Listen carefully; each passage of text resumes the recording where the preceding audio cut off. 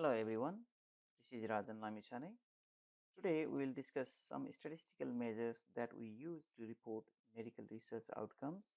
We'll also discuss about normal distribution and why it is important to normalize the data.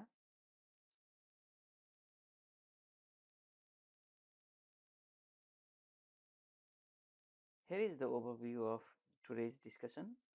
We'll go over some of the measures of dispersion, then we'll also cover measures of central tendency, and finally we'll discuss about confidence interval and the correlation. Before I go to the actual content, let's review some of the basic variable types. There are two types of response variables, or two types of variables of our interest: qualitative and quantitative variables. Qualitative variables are those variables which are reported as labels or the groups or the categories. For example, you can think as a diabetes status. So you can report the outcome as a yes, no. Or you may think about the risk levels. It could be low or medium or high risk.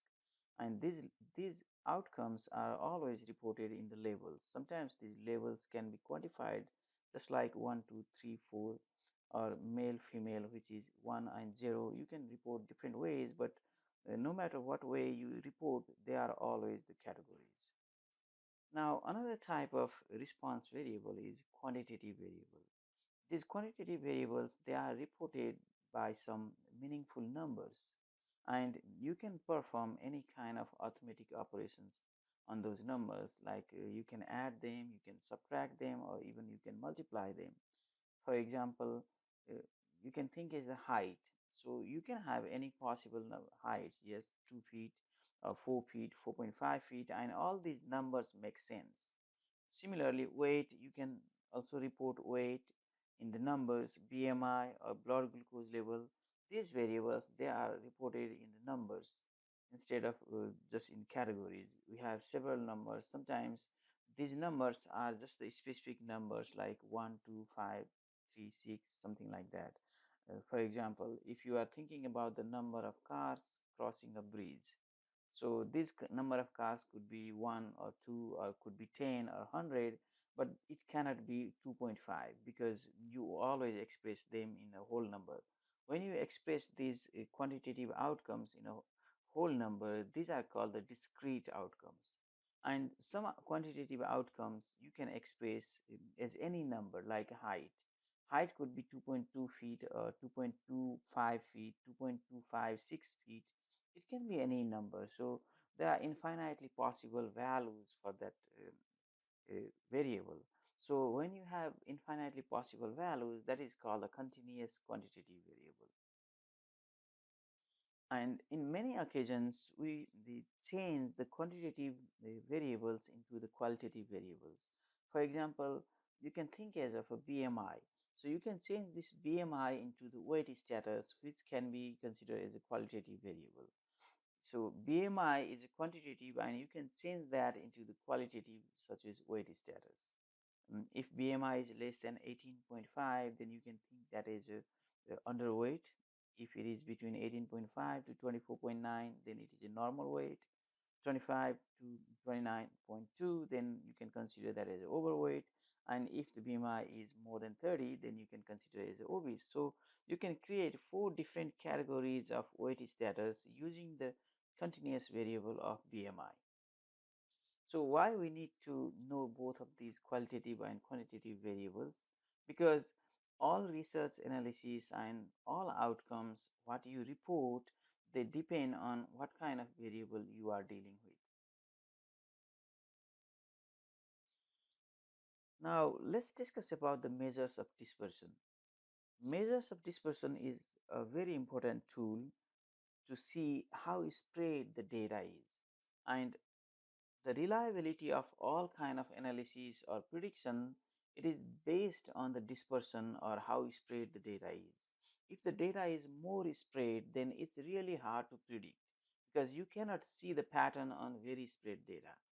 And data, when it is more spread, it is less reliable, and we call it less precise data. And if the data is very compact and following a pattern, then it's easy to interpret and it's easy to predict. If the data are very compact, then we can see a trend also. And all very compact data or less spread data are more reliable in terms of analysis and prediction.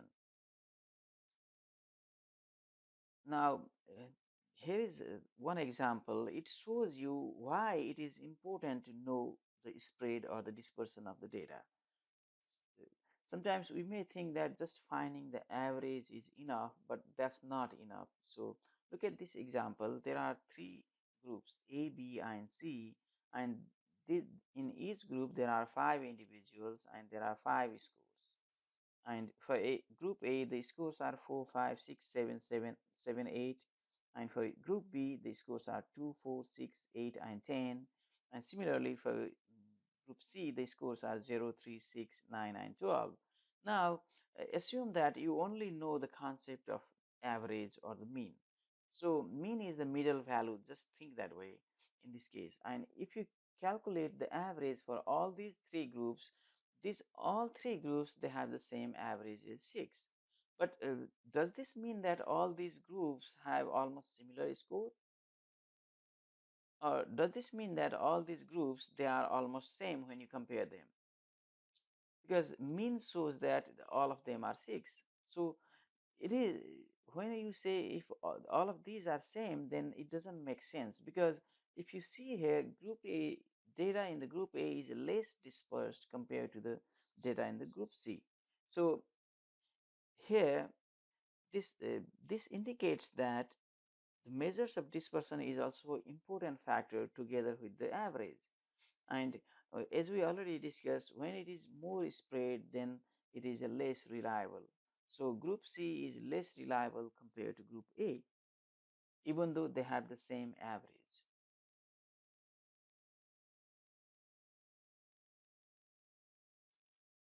There are two important measures of dispersion. There are some other measures, but these two are important measures: variance or standard deviation and standard error. And there are some other measures like range, interquartile range, but they are not very common in medical research. But variance and standard deviation or standard error, these two are the important measures. Variance is the most common and standard measure of dispersion. When I say variance, variance is similar to the standard deviation, because when you take the square root of the variance, you get the standard error. So they are technically the same measures. And variance show how spread the data is from the center or the mean. So it measures the distance of each individual data from the mean. And similarly, standard deviation, as I already mentioned, it is just the square root of the variance. So if the variance is 9, then the standard deviation is 3.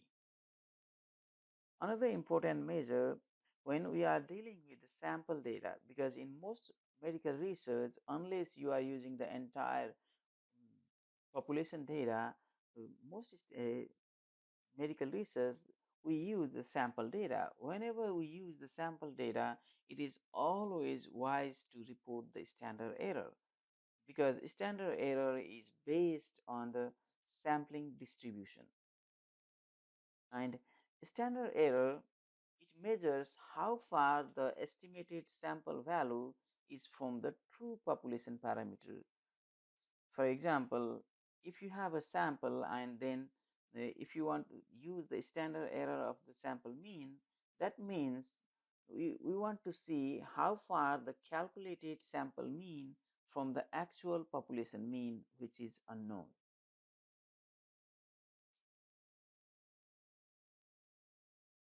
And as I already mentioned, standard error, they are usually calculated for sample characteristics such as the sample proportion or sample mean. And you cannot use standard error for the population characteristics like the population mean or population variance or population proportion.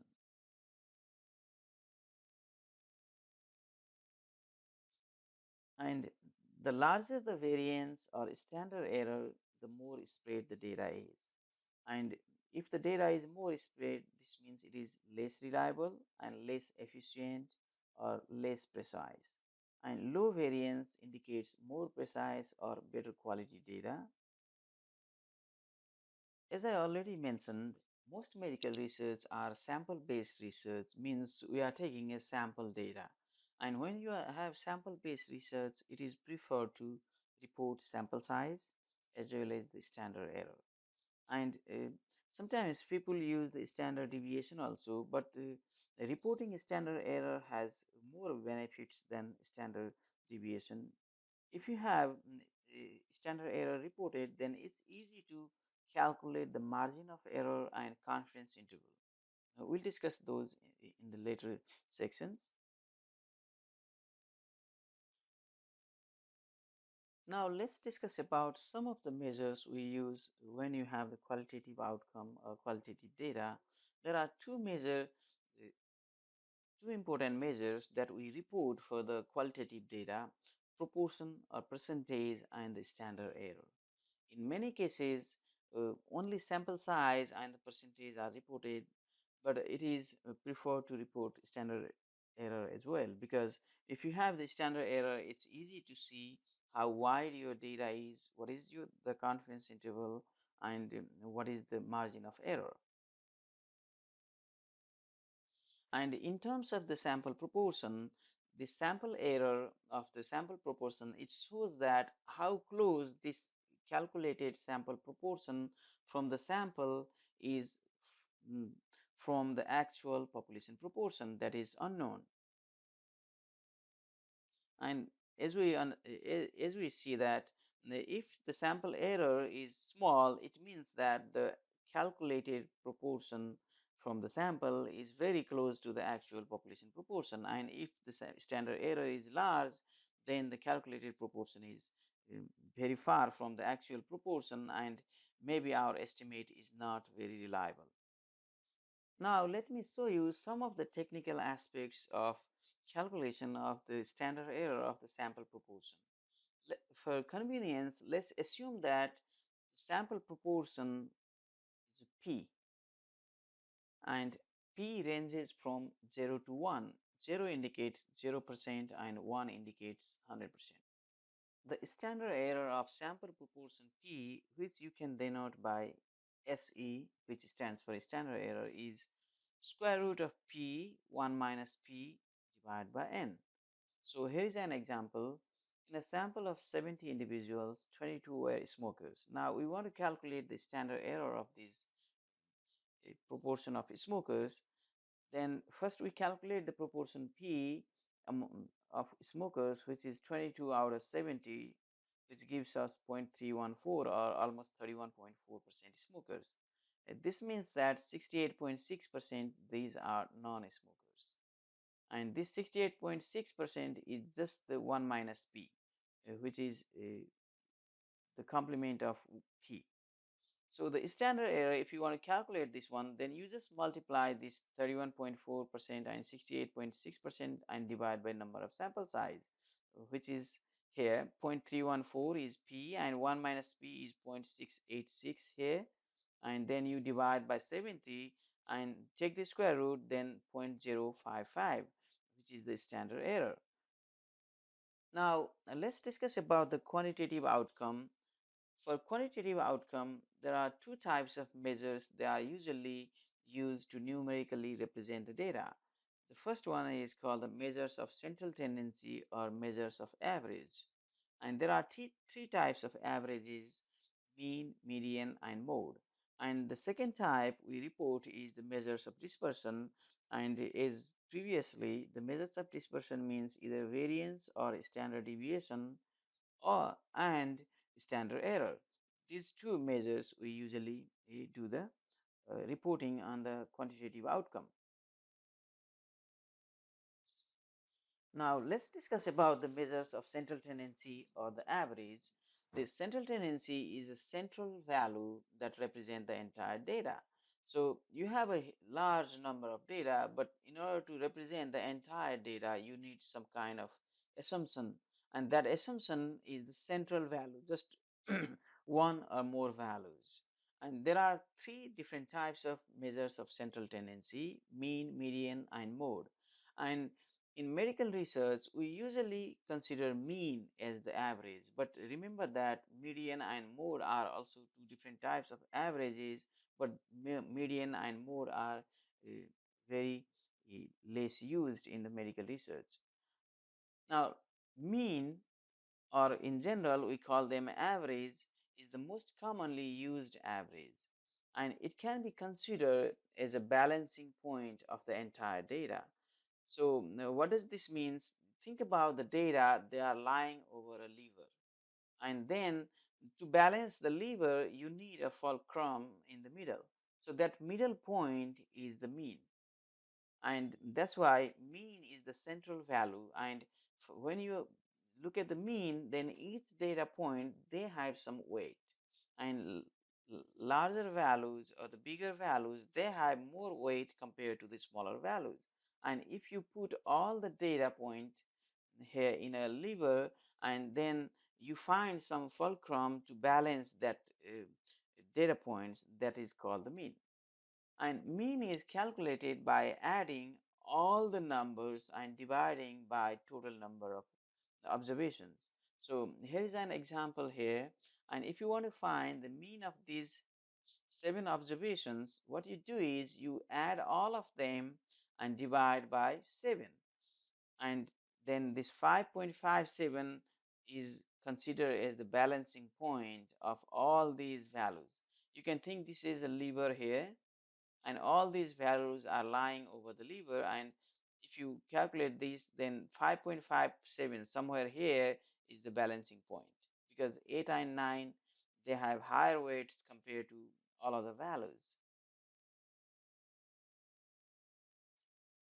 And even though mean is very common in medical research, but it is very sensitive to the extreme values or the outliers. What does this means? It means that if there are too large values or too small values, then mean is very highly affected, because in when calculating the mean we have to add all of them. Means each data value, if there is a small change in the data value, then mean will change. And due to this reason, if there are several extreme values or the outliers, then we usually don't use mean. Instead of mean, we use the median for the skewed data. So let me give you an example. So if you are calculating the annual salary, and if you see the annual salary here, and if you just calculate the mean salary for all the individuals adults in the US, then what happens? There are few individuals like Bill Gates or Jeff Bezos, they have very high income. Because of those high income, the calculated mean value will go up. Means it always overestimate the average salary. So because of that, because it is always right skewed data. The salary is always, in most cases, salary is right skewed data, means very few people are making a huge sum of money. And because of that, it always overestimate. And in that scenario, instead of mean, we always use median. That's why when you see the data about the average of the annual salary or annual income, you always see median reported rather than mean.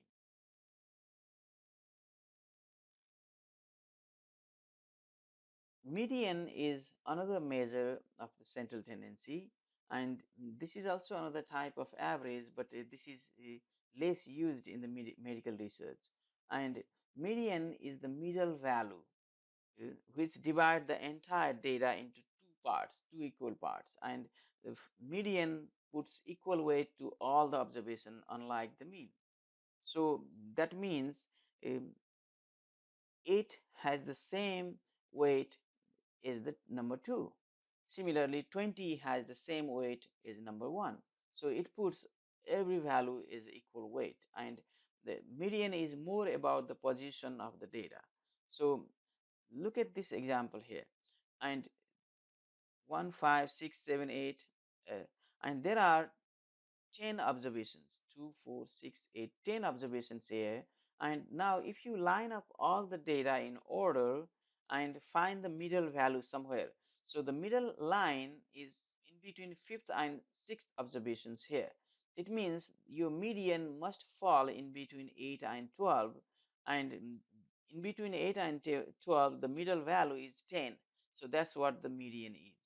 So we don't add or we don't subtract anything to calculate the median. We just order the data and find the middle point where you need to cut that, so that the, every value less than median will be the same number of value, and more than median will be the same number of value. So if you have median somewhere here, there are 5 observations less than median and 5 observations more than median. So that's how median divides the entire data into two parts. And the benefit of the median is that when you have a very skewed data, and even there are many extreme values here, it doesn't matter. This median, because median is the position and it will not change, and it is less sensitive to the extreme outcomes. So for the skewed data, we always prefer to use median.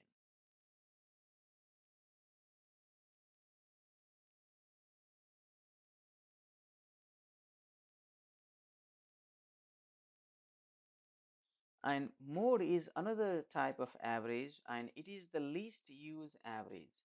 And mode value is, you can think this is the most common value in the data, or the value that repeats the most is called the mode. And in this example, you see here there are sevens that repeats 3 times compared to all other observations. So 7 is the mode, or the most common value.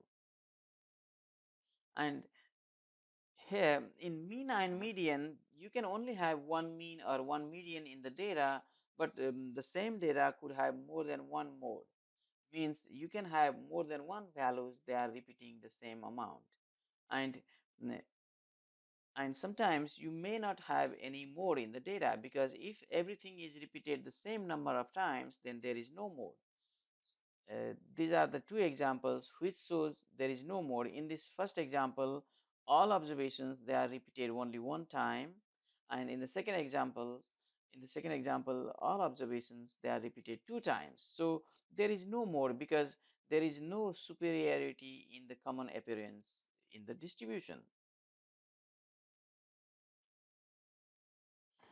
If you plot the graph, you can usually consider as the probability distribution, and when you plot the graph of the data or the histograms with the tiny intervals, then if there is only one peak here, if there is only one peak, then that is called the unimodal, or the data having only one mode. And in cases when there are two different groups and they have two different structures, and the data could have two peaks, in that case it is called the bimodal uh, distribution. For example, the age at onset of Hodgkin lymphoma. Um, the Hodgkin's lymphoma is most often diagnosed in the people between 15 and 30 years, means the early age and the late stage, so 55 over. So this is between 15 to 30 age, and this is 55 over. So there are two different type of structures, and there are two different peaks. So this is kind of bimodal.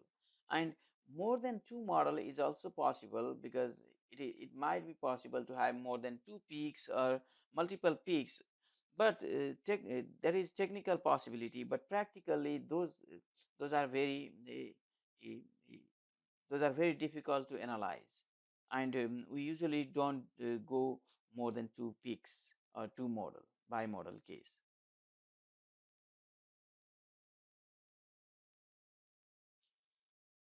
Now let's discuss some useful measures of the sample mean. Standard error. As I already mentioned, the standard error of the sample mean shows how close the calculated sample mean from the actual population mean. And remember that this population mean is unknown. For example, if you want to see the average BMI of entire adults in West Virginia, then this average BMI of all adults in West Virginia is the entire population, and that is what we don't know, and we want to estimate by using the sample from the Campbell-Huntington data or some other county level data. So when you are using this sample data, then we want to see that the value sample mean from that data, okay, what you have, how closely that represent the population, the actual population mean, or how close the sample mean BMI to the BMI of the West Virginian adults. That's what we want to see. And this closeness can be measured by using the standard error. And for the sample mean, the standard error can be calculated as standard deviation divided by square root of sample size. So this standard deviation is from the sample, and this standard deviation, when you divide by square root of n, then you get the standard error. Now let's see this example here. If the sample of size 150 has a variance 25, what is the standard error? So it has variance 25, indicates that the standard deviation is 5, because standard deviation is the square root of variance. And now once you have this standard deviation, then you can just divide this standard deviation by square root of the sample size, which is 150. And this gives you the standard error of 0.408. And also remember that the standard error is calculated as the standard deviation divided by square root of n. This means that standard error is inversely proportional to the sample size. So if the sample size goes up, then the standard deviation, standard error goes down. Similarly, if the sample size goes down, then for the smaller sample size, the small standard error go up. So this indicates that larger samples are very useful when you are doing the prediction, because larger sample gives the less standard error, means the data are more closer, the calculated sample mean is more closer to the actual population mean. Another important measure based on the sample mean and standard deviation is the confidence interval, and it is a very important tool to perform the hypothesis testing. So when I say hypothesis testing, people always think about p-value, p-value less than 0.25, level of significance, and so on. But remember that hypothesis testing and p-value concept, both of them are equivalent concepts. Whatever the outcome, whatever the conclusion you can draw by using the p-value, you can draw the same conclusion by using the confidence interval. In confidence interval, you can think this is the interval which contains infinitely many possible values, and this confidence interval can be represented by using two labels, lower limit and upper limit. So anything in between those two limits are the possible values of the confidence interval. And remember that both lower limit and upper limit are also inclusive, means both of them should be in the confidence interval. So for example, if the confidence interval is from 12 to 16, this 12 is the lower limit, 16 is the upper limit.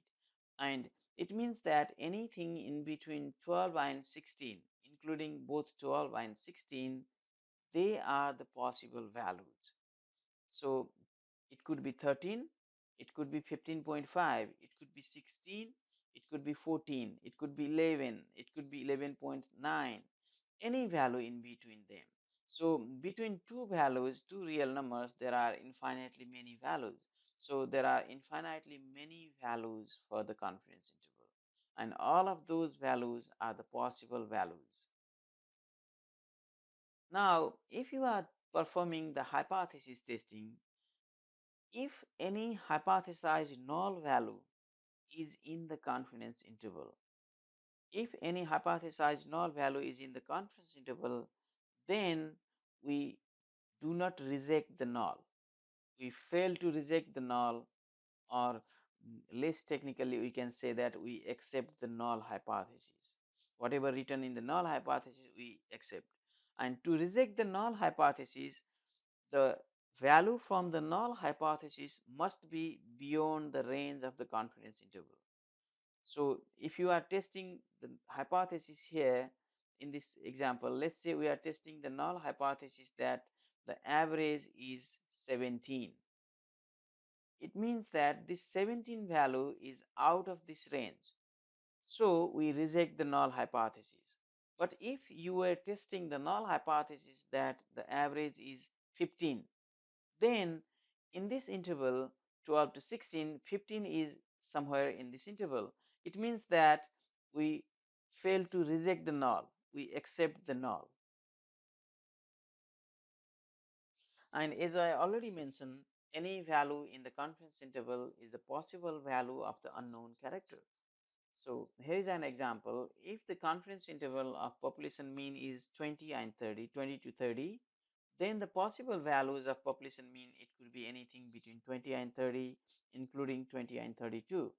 Now, if you are testing the hypothesis that average population mean is 35, let's assume this is 35, this means this 35 is beyond the range of this confidence interval 20 to 30. It means we reject the null hypothesis that the population mean is 35. But if you are testing the hypothesis that the average mean is 21, then this 21 is somewhere in this range 20 to 30. So we fail to reject, or non-technically we accept the null hypothesis. Now when you are comparing the two groups, means of the two groups, then if the confidence interval of difference in means you calculate the difference between group A and group B and find the means. So difference in means, okay, if the difference is 0, because difference 0 means there is no difference. If the difference, the confidence interval of difference contains 0, that means there is no significant difference between two groups. And containing difference 0 means the lower limit must be negative, upper limit must be positive. That's how it contains 0. Now here is an example. If we are interested to see if there is a difference in weight loss in pounds after a physical therapy program between male and female, okay, we are doing this and we calculated the confidence interval, and that confidence interval is 2 to 5. That means that this interval 2 to 5, it has all positive values. There is no 0. This means there is a significant difference. Okay, there will not be difference if there were 0. But here in this case we have a significant difference, and now all of these are positive, means if we are calculating male minus female, male versus female, this means that male weight is always higher, weight loss is higher compared to the female weight loss, because we are calculating male minus female weight loss, and then all of them are positive, means male average are always more than the female average. So the average weight loss by male is at least 2 more than female. Now if you have confidence interval calculated separately for each group, and if you see any overlapping, then there is no difference. Even there is only one value overlaps, it doesn't matter. Okay, if there is any overlapping, then there is no difference. Now both of these, they are the same thing. The previous one is about the difference between averages from the two groups, and it has and this previous one is the confidence interval about the difference. The later one here are the confidence interval for average for each group. So remember that. And here when you are calculating those averages, and if they overlap, then there is no difference. And in this example, the average confidence interval of average weight loss by male is 4 to 7. Similarly, by female is 2 to 5. And you see that there are few values overlap between these two, means there is no difference in average weight loss between male and female.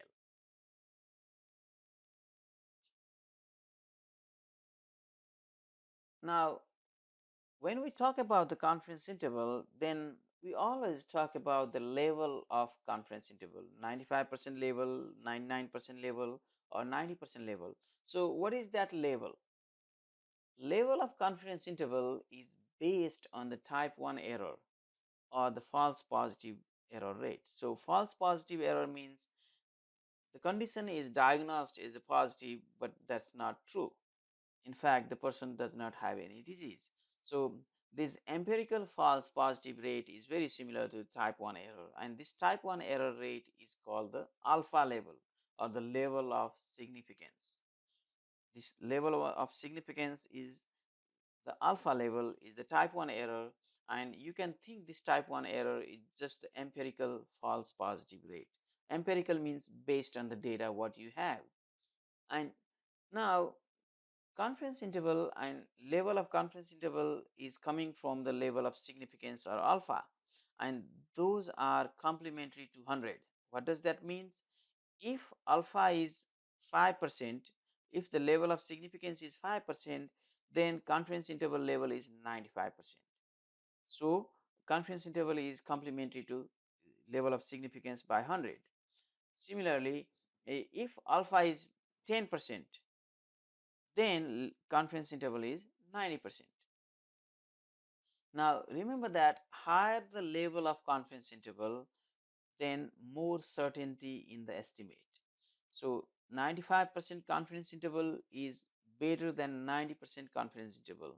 It's more certainty. And 95% confidence interval means it only has 5% false positive rate compared to the 90% confidence interval which has 10% 5% false positive rate. So that's why 95% is better than 90%.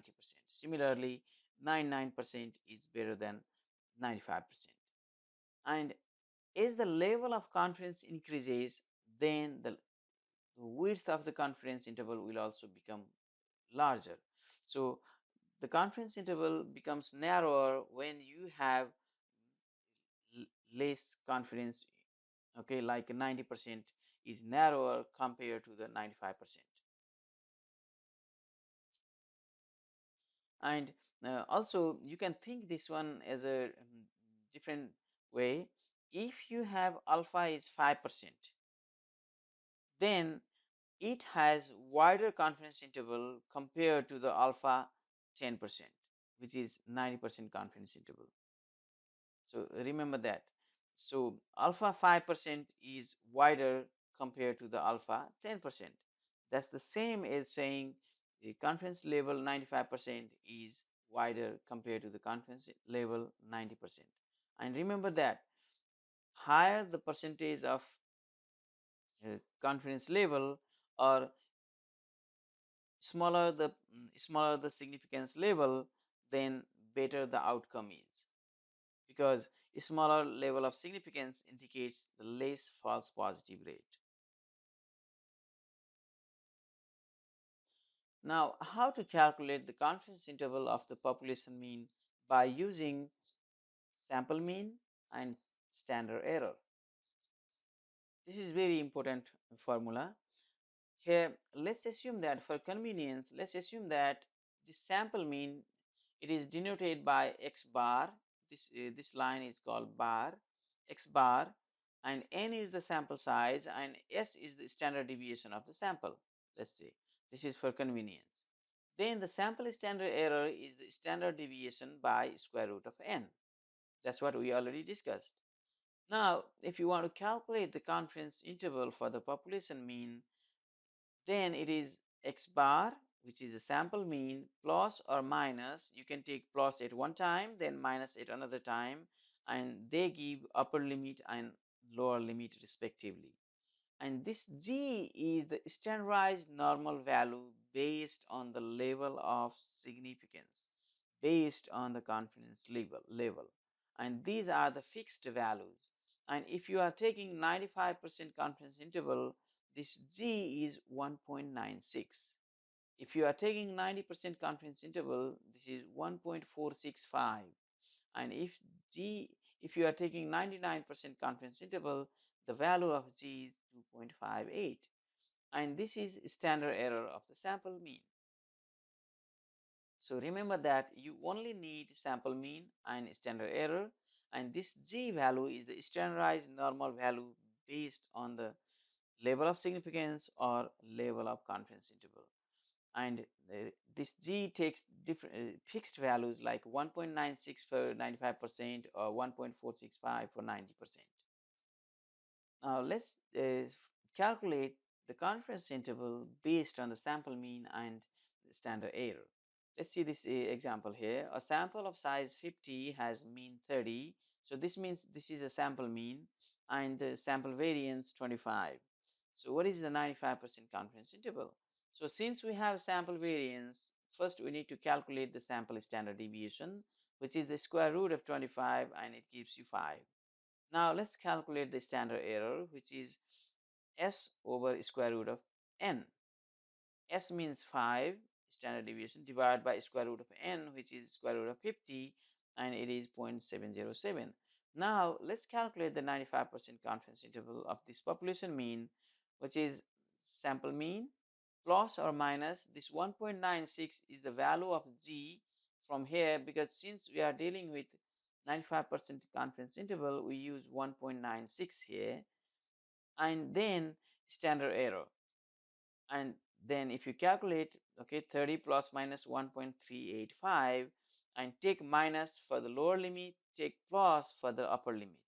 So 30 minus 1.385, 30 plus 1.385. So the confidence interval comes as 28.615 to 31.385. So we can conclude that we are 95% confident in our procedure that the true population mean, it lies between 21.615 and 31.385.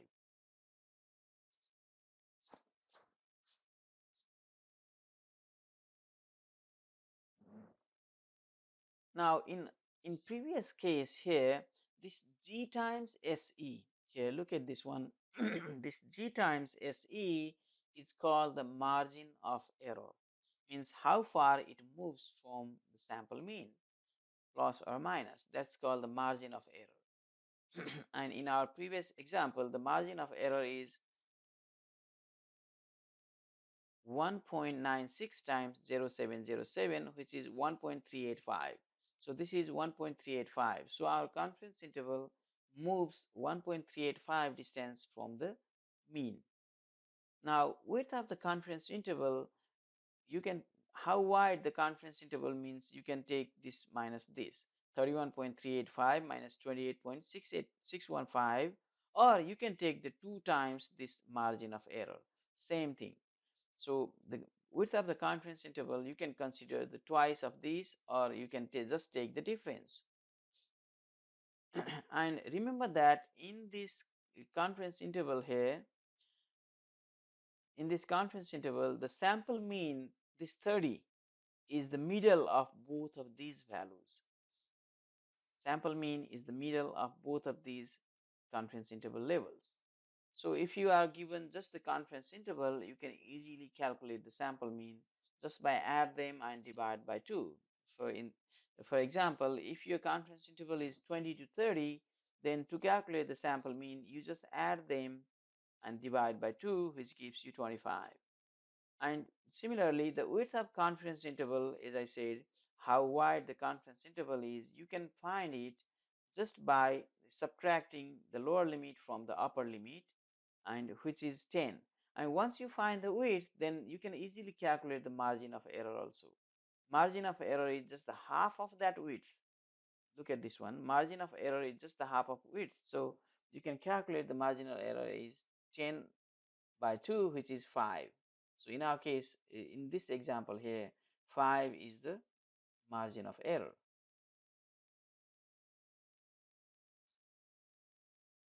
Now let's change the topic a little bit.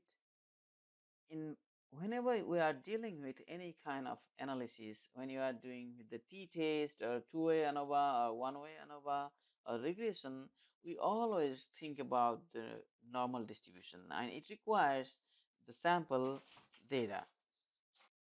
Most of the medical research, they are sample based research, and When you have a sample-based research, we are trying to find the distribution of the sample mean or sample proportion, and the distribution of sample mean or sample proportions, they are normal. Now let me show you one interesting example about how this is always normal and why normal distribution is important. Now let's see a nice example which shows how the sample means are distributed.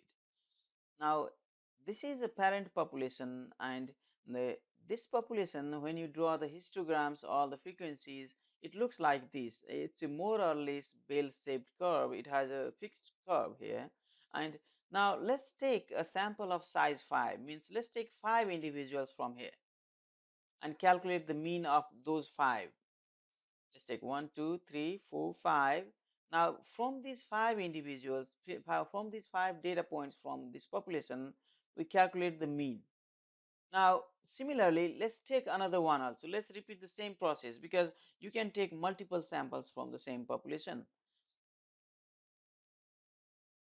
So another 5 data points we are taking and calculate the mean, it came out here because it's not possible to get the exact same mean because we are getting the different data in different steps. And you can repeat this process many times and calculate the mean every time.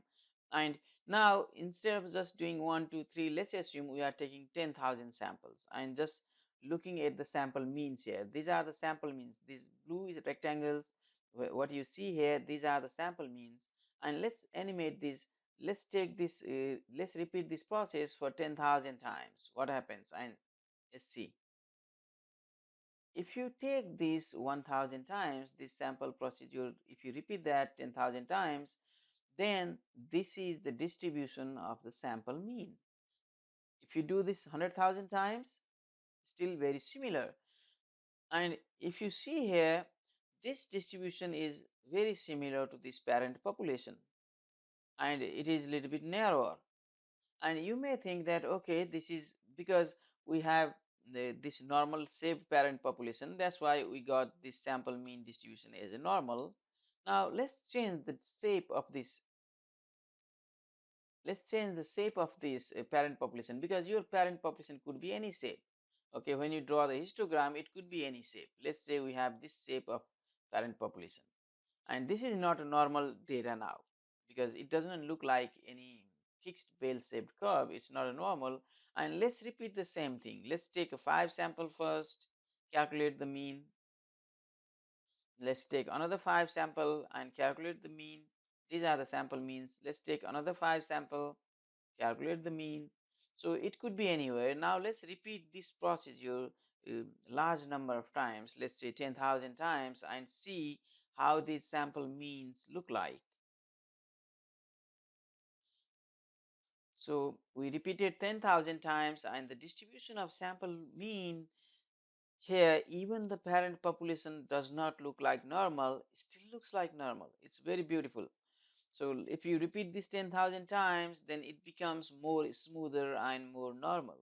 And so even though our parent population is not normal, any kind of shape, that's the practical case, our sample mean has normal distribution.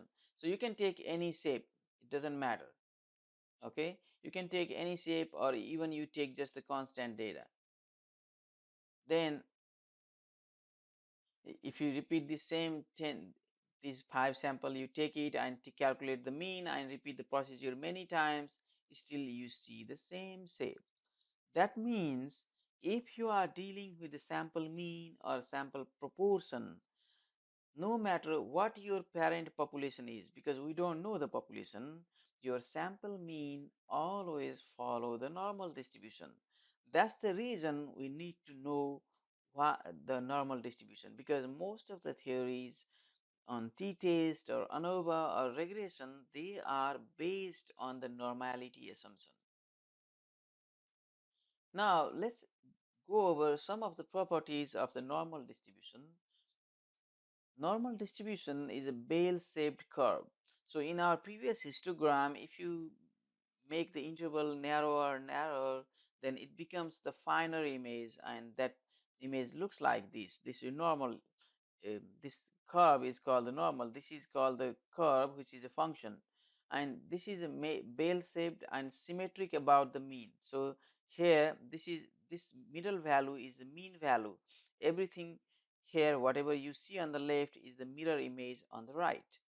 So that's what the symmetric is. And there are three percentage rule here. One is 68%. This is also called the rule of thumb of the normal distribution. 68, 95, 99.7% data. So if you are moving one standard deviation both side from the mean, then it captures almost 68% of the data. If you move two standard deviation from the mean, then everything within this two standard deviation is 95% of the data. And if you move three standard deviation, it captures almost all 99.7% of the data. That's the important property of the normal distribution. It means that even though you don't know any of the data, you can easily calculate what percentage are less or more um, in the data when you know mean and standard deviation. You don't need to know the entire data. You only need to know mean and standard deviation, and using this concept you can see what percentage are more than 20, what percentage are less than 30 in the data without looking at the data. So let me show you one example here. This is just a hypothetical example. The weight of adults in Kanawha County is normally distributed with average weight of 165 pounds with a standard deviation of 10. So let's assume that in this population, the average weight is 165. This is 165 here, and one standard deviation. Okay, standard deviation is 10. Now here, just looking at this, assume that we don't know the data. Okay, and we can easily say that 68% of the adults in this Kanawha County, they weigh between this 155 and 175 pounds. Without looking at the data, you can say that if it is normally distributed. So how do you get this 155 and 175? If you move one standard deviation from the mean, means one standard deviation below the mean, one standard deviation above the mean. So the standard deviation is 10, so one standard deviation below the mean is 165 minus 10, which is 155, and one standard deviation above the mean means it's 10 plus 165, which is 175. So within this range, 68% of errors are there. The weight of 68% of errors is there. Now now if you go two standard deviation from the mean, then you expect 95% of adults should have that weight from 145 to 185. Similarly, if you move to three standard deviation from this mean, means 30 less than 165 and 30 more than 165, so you expect 99.7% or almost all individuals, their weight should lie between 135 to 195 pounds. So that's the beauty of the normal distribution. Means you don't need to know the entire data. You can only know mean and standard deviation, then you can easily find the weight. Okay, there are other rules also, because this is a very nice function and it only needs mean and standard deviation to explain. And not only just these three different rules, you can find weight in any category, but that's a little bit complicated and beyond the scope of this section today. But you can do any, you can find any weight, and what percentage are individuals more than 140 pound, what's are between 140 and 142 pounds. You can find all percentage without looking at the data if you just know the mean and standard deviation. Means you can regenerate or recreate the data even though you don't know the data. That is called the simulation, and that's what you can do by knowing the knowledge of the normal distribution.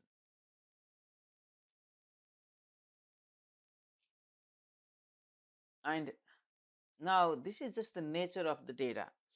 And if you have a normal distribution, look at the last data here. There is this normal distribution means we see this symmetric distribution, means the left side is the mirror image of the right side. And if the data is normal, then mean, median, and mode, they are same. They all lie on this line here. And if the data is normal in terms of the quartiles, because in one data there are three quartiles, it divides into four equal parts. Okay, first quartile is on the 25% and 75% range, second quartile 50%, 50%, which is median also, and then third quartile divides the data into 75% and 25%. So there are three quartiles, and if you have a normal distribution, then the difference here, if you draw the box plot, this is called the box plot, the difference between second quartile and first quartile is the same as the difference between third quartile and second quartile. Now, if the data is skewed towards the right side means in number line, right sides are the higher numbers, and we call it the positive numbers also. So this is called the positive skewed or right skewed data. In the right skewed data, remember that mean is the largest value compared to median and mode. Okay, so you need to remember this one. And how do you know this? Just you don't need to do the rote learning. Look at the peak here. Peak is always mode, and then just move toward the skewed side, mode, median, mode, median, mean, just like that. Okay, so mean is the largest value because right side is always bigger than the left side. So mode is the largest value here, then median, then mode. Sorry, mean is the largest value, then median, then mode.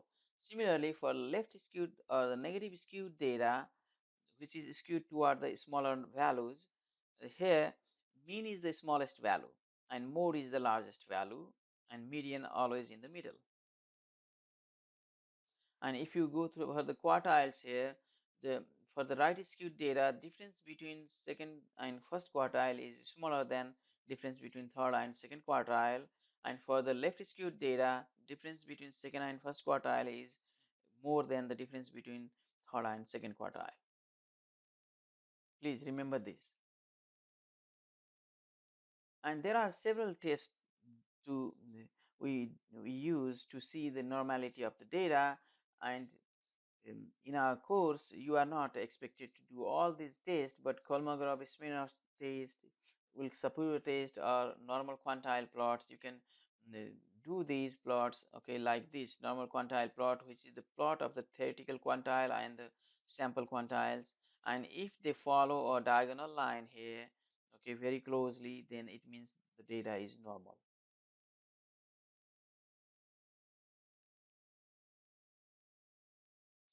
This normality test identify whether the data is normal or not, and if the data is non-normal, then we may use the non-parametric methods, or we may try to normalize the data.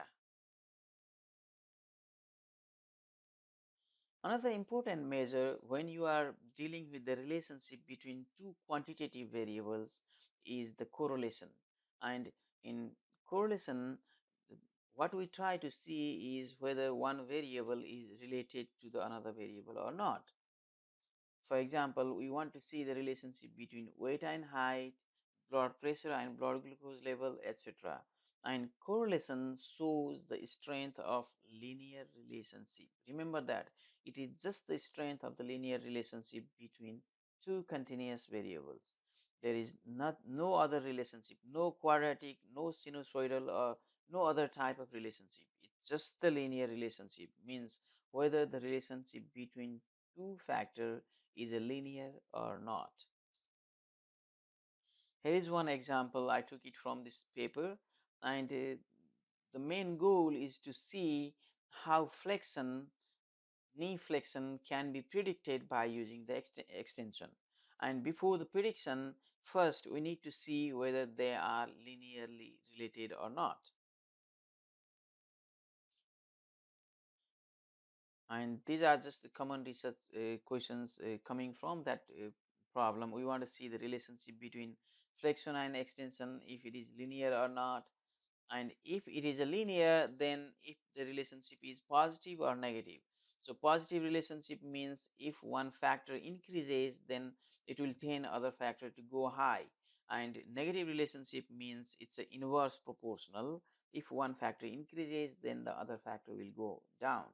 And also we want to see how strong this linear relationship. If there is a linear relationship, then how strong it is.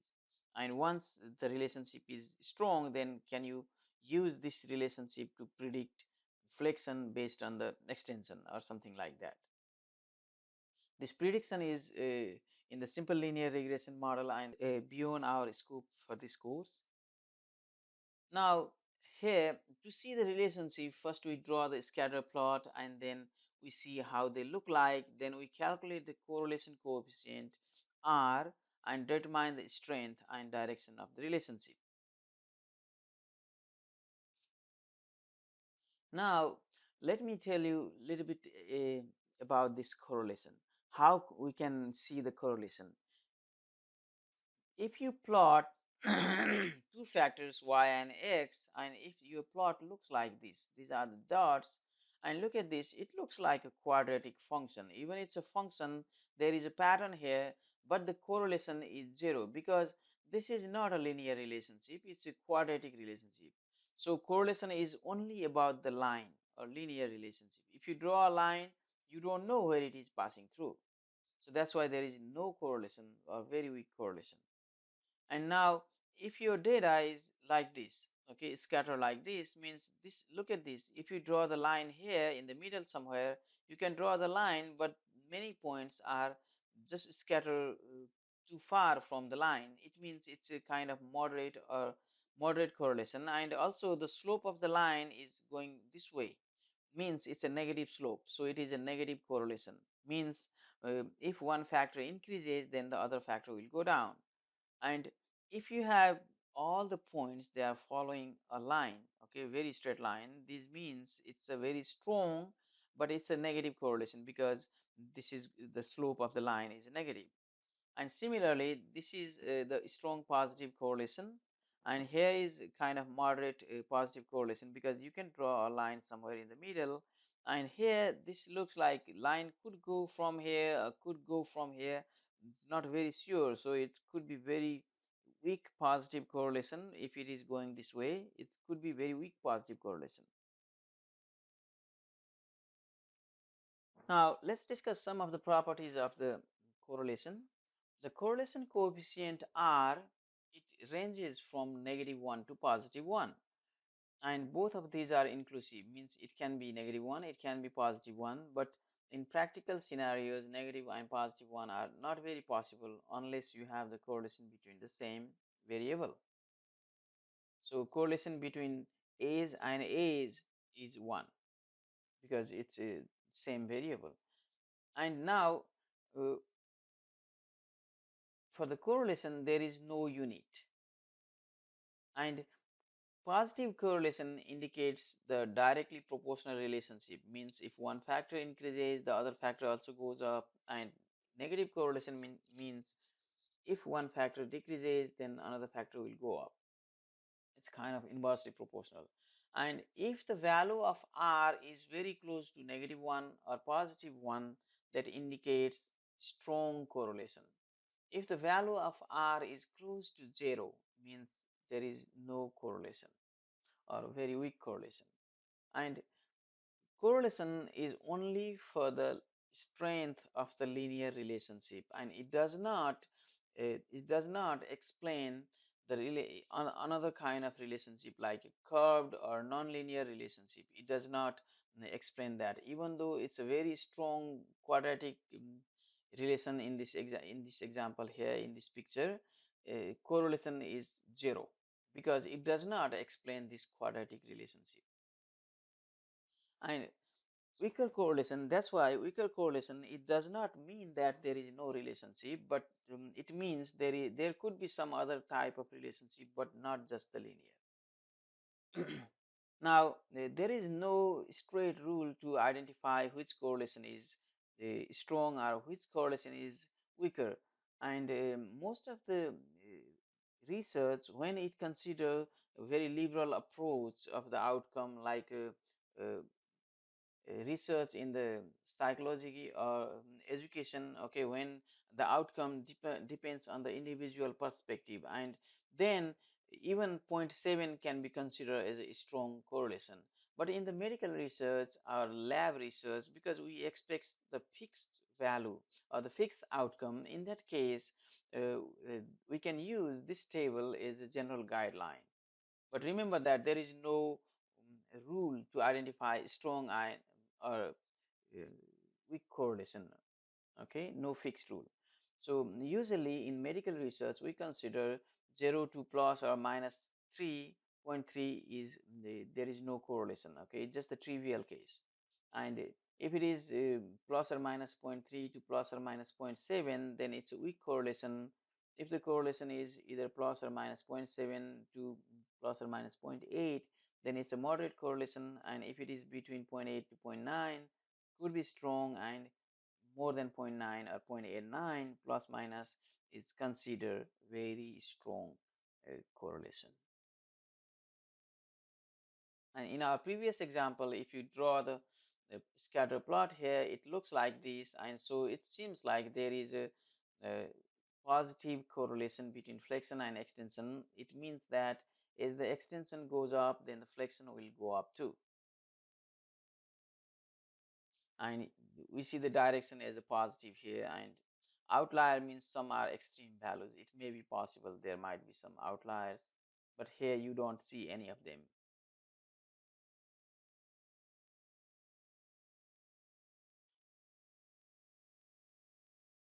And how strong is this correlation? So to find the strength of the correlation here, it seems like a moderate correlation, and you can also calculate the p-value, but that's the beyond the scope of this class. And from the correlation coefficient, if you are just looking at the two variables, then you can also square this correlation coefficient, and then that is called the coefficient of determination, or R square. This coefficient of determination, it shows how much variation in the response is explained by the predictor. In our case, how much variation in the flexion is explained by the extension. And in general, higher value of r square is better, and r square value ranges between 0 to 1. Remember that r square ranges between 0 to 1, because r square is the square of r. So r ranges from -1 to 1, so r square must be 0 to 1.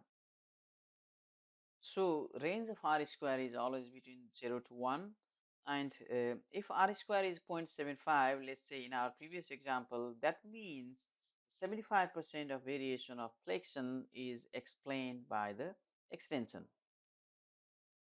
Higher r square indicates the better model, but it's not always true, because even in many cases when you have unusual variable added to the model, it always suits your r square up. So sometimes r square could be overestimating the model. Thank you very much. I'll come up with another important topic next time. Bye.